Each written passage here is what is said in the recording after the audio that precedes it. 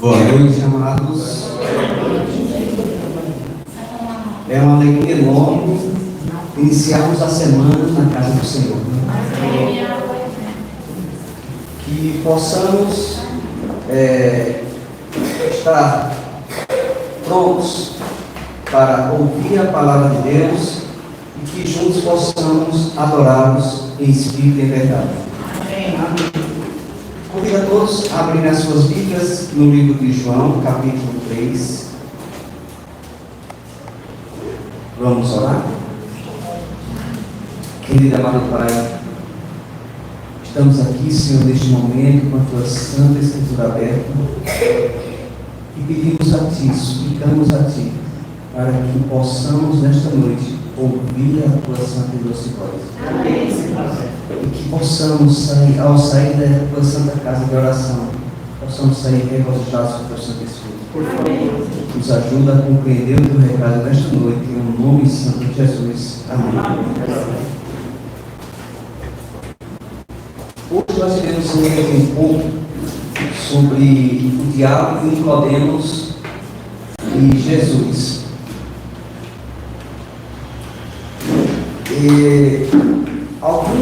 Eu não sei se vocês, mas particularmente, em vários momentos, eu ficava me perguntando por que os evangelhos vamos colocar desta forma, ficar mais fácil de compreendermos. Os evangelhos daquela época, eles não entendiam as mensagens de Cristo, não reconheceram como o Messias, e além de não compreender e não de reconhecer, começaram a persegui-lo. E quando nós olhamos a história, os relatos bíblicos, a partir do momento que Cristo começa a ser missionário, a levar a mensagem de Deus, a proferir os milagres, nós não vemos em nenhum momento algum erro de Cristo. Então, eu ficava me perguntando muitas vezes, como que Cristo não errou em nenhum momento?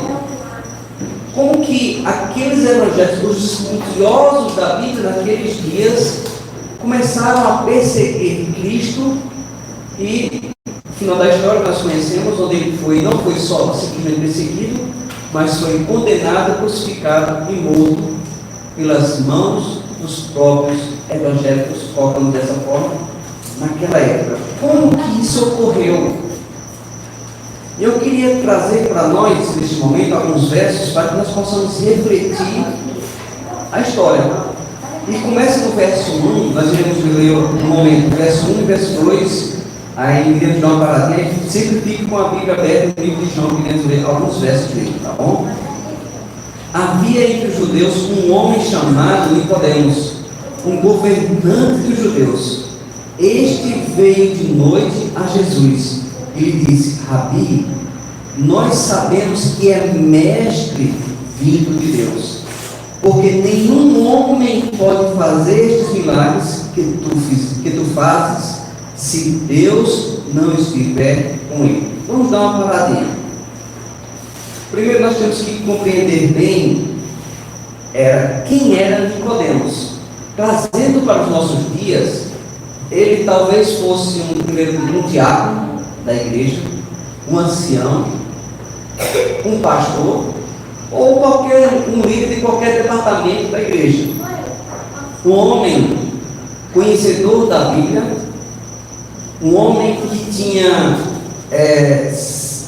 seguia, mediante as orientações dele daquela época, as instruções das igrejas locais, procurava fazer, era um homem que procurava seguir as orientações de Deus, e ele vai ao encontro de Cristo à noite. E hoje, naquele período, não é como nos dias de hoje que as pessoas dormem tarde. Por exemplo, ontem eu comecei a contar os carneiros, fui para os bodes, já estava até nos bois, nos elefantes, né? E nada de chegar ao sono. Fui dormir, eu acho, próximo de meia-noite, e ali estava deitado e nada do sono vinha. Minha esposa disse: quando estiver assim, fique deitado que o sono vem. Depois eu até esqueci de falar para ela que não colou não essa história. Não colou não. Naquela época as pessoas dormiam cedo. Algumas pessoas que eu conheço que moram em roças, pronto, nós tivemos o prazer de passar um final de semana lá em Maísa. E quando era 6 da tarde, as pessoas já começavam após o jantar, dava um tempinho, as pessoas já começavam a se recolher. Eu acho que foi o dia mais cedo que eu dormi na minha vida, no período. Acho que umas 7 horas eu estava dormindo. E naquela época, eu creio que deveria ser mais ou menos nessa rotina. Depois de 6, no máximo 7, alguém tinha sonho de dormir de 8. E ele foi ao encontro com Cristo.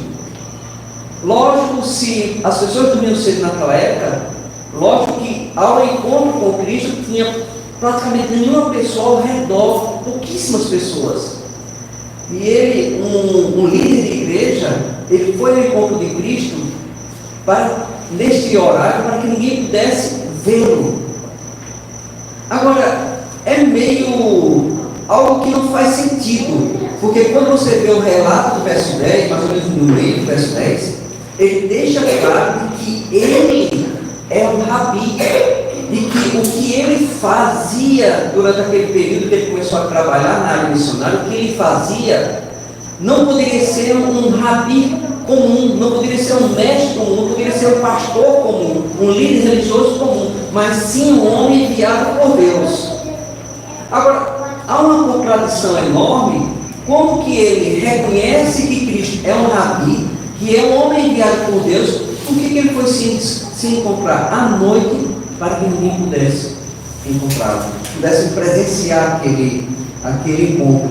E o interessante, que eu não tinha percebido, até grifar novamente, aliás, vou até grifar agora, para outro momento, eu me recordar deste fato que é muito importante. Quando ele diz que Cristo é rabi, ele não fala, eu reconheço que o Senhor faz, não é um mestre qualquer, mas sim enviado por Deus. Ele coloca nós, ou seja, não só ele reconhecia que Cristo teria sido enviado por Deus, mas uma boa parte daquele povo que perseguia Cristo reconhecia que ele era um homem enviado por Deus. Eu creio que a maioria daqui já deve ter ouvido relatos de que pessoas argumentando de que não importa a igreja que eu esteja seguindo, porque todos falam de Deus. Quando nós olhamos a história, quando temos um estudo mais profundo a respeito da história de Nicodemos, a Bíblia não é bem assim. Porque eles eram estudiosos da palavra, eles não só liam, mas estudavam a Bíblia, mas não entenderam a mensagem principal de Deus. Você em casa, nós estamos aqui, estamos estudando a Bíblia e estamos entendendo a essência da palavra de Deus, porque só porque estamos aqui não significa que conhecemos a Deus. Só porque estudamos a palavra de Deus não significa que conhecemos a Deus. Temos que ter muito cuidado. E aí, vamos um pouco mais adiante, depois voltamos para esse ponto. O verso 3 e o verso 4. Olha só que interessante. Respondeu-lhe Jesus, dizendo, na verdade te digo, se um homem não nascer de novo, ele não pode ver o reino de Deus. Nicodemos disse a ele, como pode um homem nascer, sendo ele velho? Pode entrar pela segunda vez no ventre de sua mãe e nascer? Amados irmãos, há duas situações aqui interessantíssimas. Primeiro que no verso 2, Nicodemos começa a exaltar Cristo, falar coisas que realmente foram verdadeiras, de que ele era rabi e de que o que ele fazia, nenhum outro homem poderia fazer se não fosse enviado por Deus. Não é uma verdade? Mas eu não sei se vocês perceberam, quando geralmente eu leio esses versos, eu fico pensando, tentando entender o que Cristo quis falar na sequência do diálogo. Porque quando nós estamos conversando, geralmente nós damos sequência ao diálogo, não é assim? E quando nós cortamos, é porque queremos mudar de assunto. E quando Cristo Cristo responde a Nicodemos, o que Cristo respondeu tinha algo a ver com o início do diálogo de Nicodemos? Nada a ver. Nada a ver. E Cristo, ele é curto e grosso. Ele disse logo, meu amigo, se você, na verdade eu te digo, se não nascer de novo, não pode entrar no reino de Deus. Ele quis dizer nos frigir dos ovos, meu amigo, a vida que tu está levando, tu não vai para o céu não. Cristo quer dizer para cada um de nós, a vida que eu, Geórgio, e que vocês estão levando, não vai para o céu não.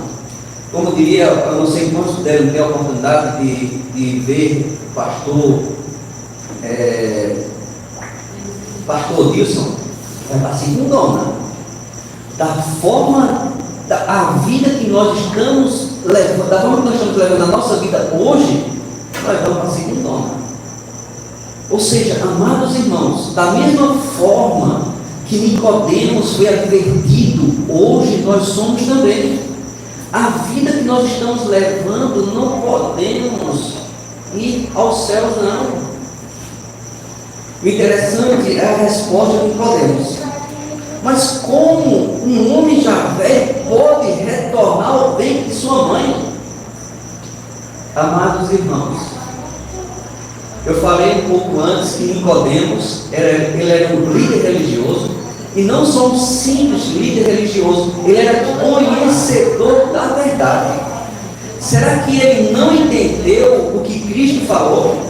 A pergunta que ele fez, aliás, a afirmação que Cristo fez para Nicodemos, de que se ele não tivesse uma mudança de vida, ele não iria se ele não nascesse de novo, ele não iria herdar o reino do céu. Será que Nicodemos não entendeu?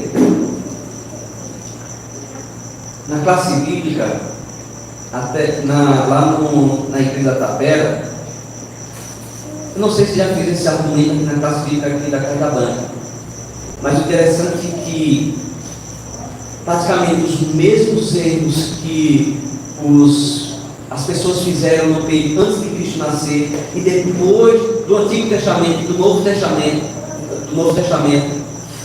são os mesmos erros que nós cometemos. Nicodemos era um líder religioso, conhecedor da verdade, mas naquele momento ele não estava salvo. Muitas pessoas estão em suas respectivas igrejas e não estão salvos. Isso significa que só porque eu estou na igreja, só porque a igreja fala de Deus, não significa que estão realmente falando do Deus vivo. Não significa que nós estamos tendo o contato com Deus vivo. Essa mera religiosidade que estamos vivendo hoje, se não despertarmos, se não nascermos de novo, não iremos para o céu. Não iremos herdar o reino de Deus. O que Cristo falou, o que Cristo quis dizer, que ele deveria nascer de novo, o que Cristo está falando para nós hoje, foi um momento que Cristo fez um confronto com a futilidade que Nicodemos tinha, com que aquelas pessoas tinham naquela época, com a religiosidade, com a futilidade que nós temos hoje, com a nossa religiosidade, para que pudéssemos ter para que nós possamos despertar deste sono que nós estamos vivendo hoje, para confrontar a nossa mente carnal com a religiosidade pura de Cristo, o nosso Redentor. E da mesma forma que Cristo argumentou para que ele pudesse despertar, Cristo também aproveita esses momentos para que nós possamos despertar desse sono. E no verso 5 em diante, aí Jesus responde de novo. Jesus respondeu, no verso 5: na verdade, eu te digo, se um homem não nascer da água e do Espírito, ele não pode entrar no reino de Deus. O que é nascido da carne é carne, e o que é nascido do Espírito é Espírito.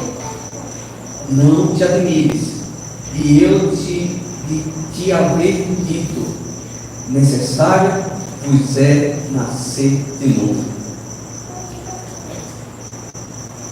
Nicodemos, ele falou que não estava compreendendo.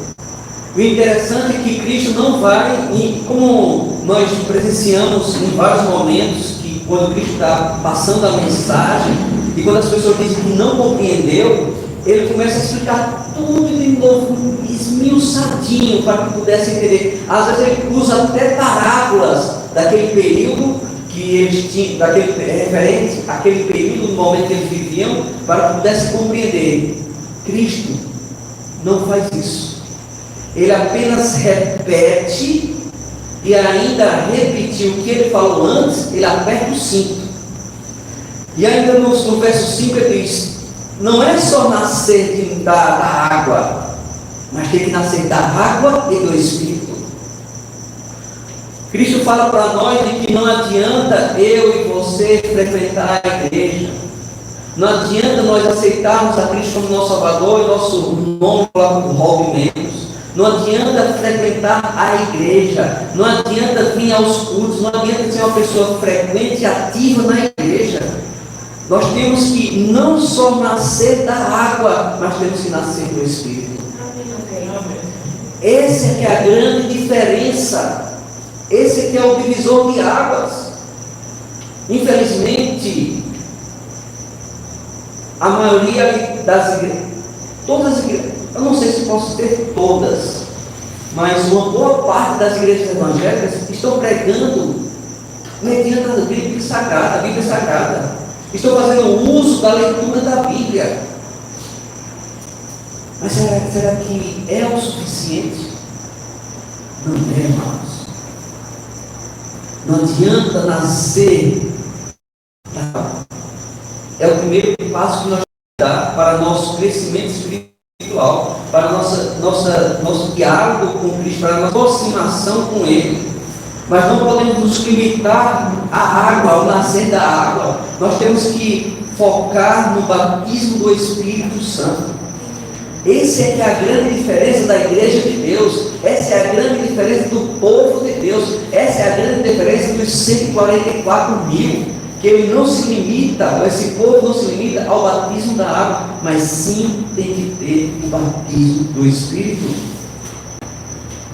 E ele deixa claro: o que é nascido da carne é carne, o que é nascido do Espírito é Espírito.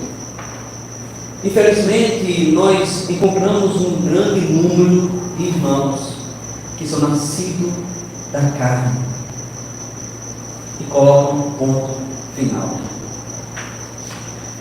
Esse grande número de pessoas que é nascido da carne, quando aceita Cristo como nosso Salvador, só vai dar trabalho à liderança, só vai dar trabalho ao pastor, só vai espantar aquelas pessoas que têm interesse de conhecer o verdadeiro Evangelho de Cristo Salvador, Jesus. Essa pessoa, quando nós aceitamos a Cristo como Salvador, nós bem sabemos que a nossa vida, Cristo nos entrega uma folha em branco para que possamos começar uma vida nova. Isso significa que a nossa vida carnal, a nossa vida de pecado, a partir daquele momento, nós não podemos levar conosco, nós temos que deixar para trás, nós temos que deixar enterrada, simbolicamente, naquela água, naquela sepultura, quando saímos das águas. O grande problema nosso é que há uma grande quantidade de pessoas, infelizmente, que sai da água e não é sepultado, sai da água e começa a trazer os seus vícios, as suas coisas erradas para dentro da igreja. Esse que é o grande problema. Aí temos membros da igreja, membros de igrejas que são carnais, temos líderes de igreja que são carnais, temos pastores que são carnais, e Cristo faz um apelo para nós nesta noite. Eu vou até repetir: o que é nascido da carne é carne, e o que é nascido do Espírito é Espírito. Esse é o grande apelo que Cristo faz para nós hoje, que venhamos a nascer do Espírito. A cada dia de nossas vidas possamos nascer do Espírito. Quando nós não nascemos do Espírito, nós corremos um sério risco de cometer o mesmo erro de Nicodemos. Nicodemos teve esse diálogo com Cristo, um diálogo franco, e Cristo não deu no diálogo que Cristo teve com Nicodemos, ele não deu uma volta, ele foi direto, ele foi no ponto onde Nicodemos precisava se reconciliar com Deus, no ponto chave, no ponto onde ele estava errado e no ponto onde ele havia necessidade de haver uma mudança na vida. Quando nós aceitamos a Cristo como nosso Salvador, quando descemos, antes mesmo de descer as águas batismais, quando aceitamos a Ele como nosso Salvador, quando estamos recebendo o estudo bíblico, no primeiro estudo, quando nós abrimos nosso coração, a nossa mente a Deus, o Espírito Santo começa a trabalhar nas nossas vidas. Amém. Querido e amado Pai, esse é o nosso desejo. Por favor, ser um vaso novo. Nos colocamos, Senhor, em Tuas santas mãos. Amém. Para que o Senhor possa nos moldar segundo o Teu santo querer. Amém. Amém. Retira, Senhor, em nós a mentira, o engano. Amém. Para que nós possamos falar unicamente segundo o Teu santo querer. Amém. Para que as decisões que nós iremos tomar no amanhã possam ser para engrandecer o Teu santo nome. Amém. E onde quer que nós venhamos a estar, possamos estar exaltando o Teu santo nome. Que nós possamos ser uma testemunha viva do Teu santo amor por nós. Amém. Oh Pai querido, nos ajuda, Senhor, para que possamos continuar nos Teus santos caminhos. E um dia, muito em breve, possamos estar na Nova Jerusalém. Amém. Nos leve em paz para os nossos lares. E que pedimos, clicamos mais uma vez, nos batiza com o Teu Santo Espírito. Amém. Em nome santo de Jesus. Amém.